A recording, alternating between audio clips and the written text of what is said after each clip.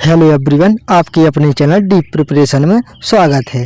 तो प्राचीन भारतीय इतिहास की अध्याय मौर्य वंश से संबंधित आगामी exam UGC net, state PCS और स्टेट के अदर एग्जाम में जितने भी क्वेश्चन बनेंगे वह सारे समझेंगे। तो पहला क्वेश्चन है, चंद्रगुप्त मौर्य का किस यूनानी शासक के साथ युद्ध हुआ था? तो इसका आंसर हो जाएगा सेल्यूकस निकेटस।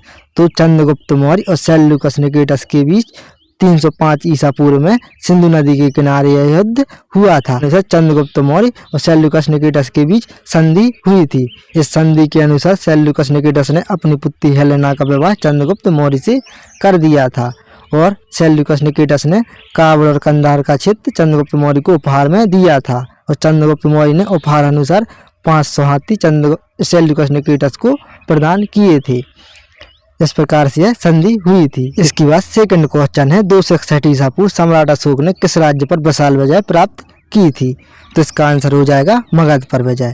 तो अशोक ने 13वें बृहत शिलालेख में इसका वर्णन किया है कि सम्राट अशोक ने अपने राज्याभिषेक के 8 वर्ष पश्चात कलन का युद्ध लड़ा था और इस कलन के युद्ध में 1 लाख सैनिक मारे गए थे और 1,50,000 सैनिक बंदी बनाए ले गए थे।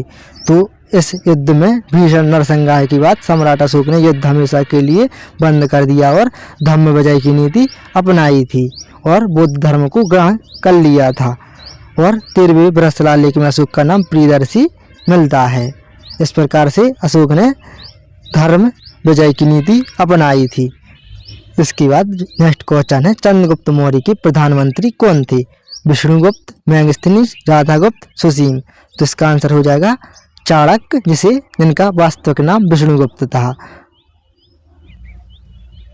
तो चाणक्य, जिसका नाम विष्णुगुप्त था, इनकी रचना का नाम था अर्थशास्त्र, जिसमें मौर्यकालीन आर्थिक राजनीतिक घटनाओं का वर्णन मिलता है।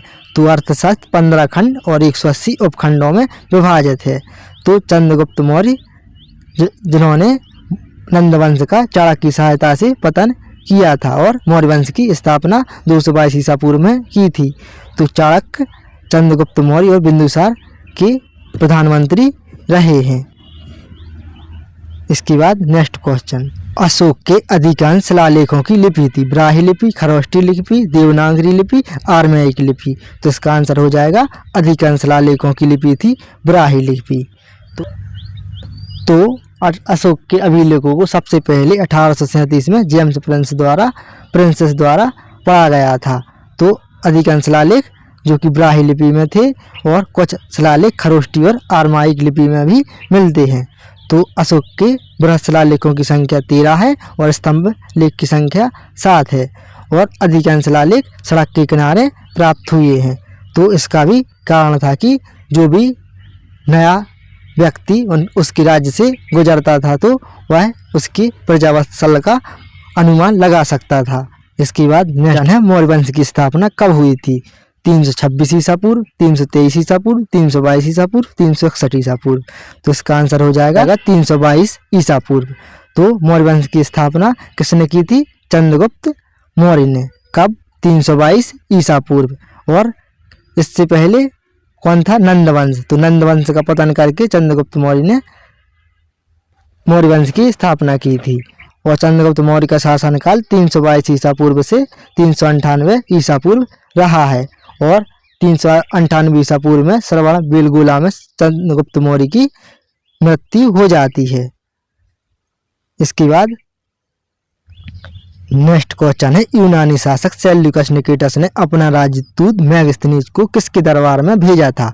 तो इसका आंसर सभी को पता होगा। चंद्रगुप्त मौर्य के शासनकाल में मेगस्थनीज सेल्यूकस निकेटस का राजदूत बनकर आया था। इसकी पुस्तक का नाम था इंडिका, जिसमें मौर्यकालीन घटनाएं मिलती हैं।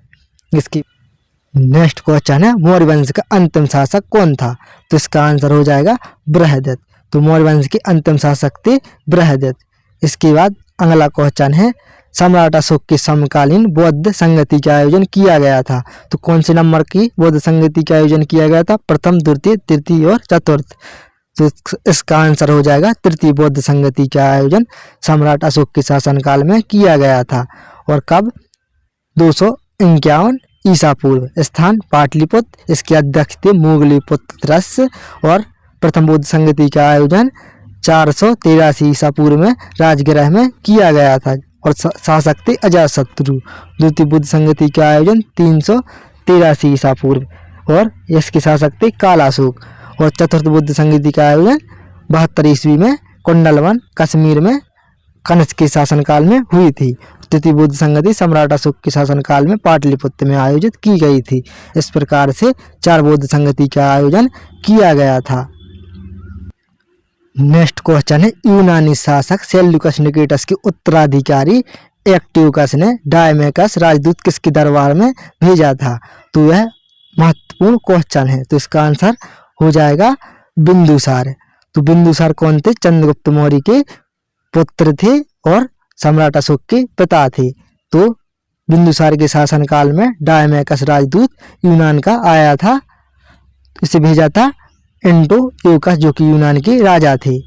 इसके बाद इससे संबंधित कुछ और भी फैक्ट हैं।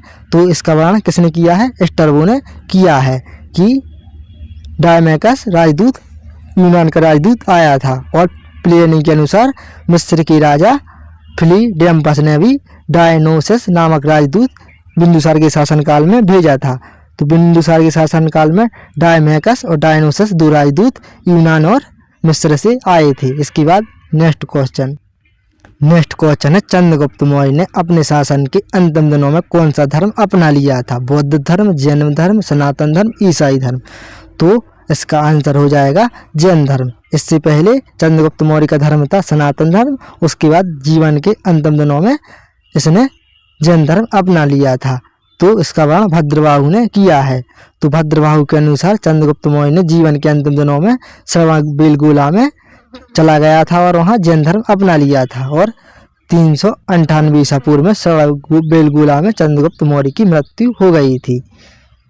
इसके बाद नेक्स्ट क्वेश्चन है, मौर्यकालीन सारूमारू क्या है? यह MPSC का क्वेश्चन है। तो यह लिपि है, भाषा है, शिलालेख है या स्तूप है? तो इसका आंसर हो जाएगा शिलालेख। तो सारूमारू सम्राट अशोक का लघु स्तंभ लेख है जो कि शहडोल मध्य प्रदेश में प्राप्त हुआ है।